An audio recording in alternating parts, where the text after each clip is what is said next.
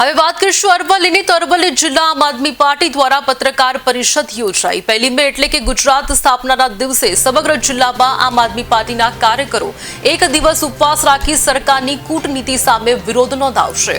આમ આદમી પાર્ટી મતનું છે કે સંગઠન મંત્રી જયદીપસિંહ ચૌહાણે મતનું છે કે રાજેન્દ્રનગરથી મોડાસા રોડને લઈ તંત્રના વારંવાર રજૂઆત કરી છતાં પરિસ્થિતિ ઠેરના ઠેર છે। રેલવે કોન્ટ્રાક્ટર દ્વારા કરોડોની ખનીજ ચોરીની રજૂઆત કરી છતાં ભ્રષ્ટ તંત્ર દ્વારા કોઈ કાર્યવાહી કરવામાં આવી નથી। પત્રકાર પરિષદમાં પ્રદેશ સંગઠન મંત્રી જયદીપ ચૌહાણ, જિલ્લા પ્રમુખ રાજેન્દ્રસિંહ પરમાર, પાર્ટી કાર્યકર્તા ઇન્દુભાઈ સહિતના આગેવાનો હાજર રહ્યા હતા। 1 મે એટલે કે આવતીકાલે સમગ્ર ગુજરાતની અંદર તાલુકા મથકે વિધાનસભાના જેને કહેવાય કે નગરપાલિકા લેવલે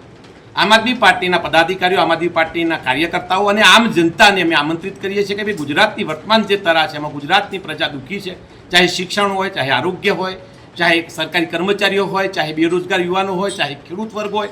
તમામ યાતનાઓ જ્યારે ભોગવી રહ્યા છે। ભલે 64 વર્ષની ઉજવણી ગુજરાત સરકાર આવતીકાલે કરવાની હોય, પણ ગુજરાતની જે પરિસ્થિતિ 1 મે 1960થી શરૂ થયેલી પરિસ્થિતિઓ ઠેરના ઠેર છે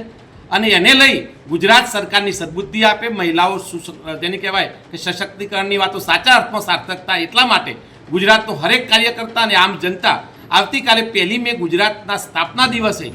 દરેક તાલુકા મથકે, નગરપાલિકા મથકે ઉપવાસ કરવા જઈ રહ્યા છે અને ગુજરાતની સરકારની જે આત્મા બિલકુલ જેને કહેવાય સૂઈ ગયો છે, મરી પરવારો છે, એને ઢંઢોરવાનો પ્રયત્ન અમે ઉપવાસ થકી કરવા જઈ રહ્યા છે અને એની જાણ સમગ્ર આપના માધ્યમ થકી ગુજરાતની પ્રજા સુધી પહોંચાડવા માગીએ છીએ। નંબર 2 કે આગામી સમયની અંદર અમે દરેક તાલુકા મથકે વિધાનસભા સ્તરે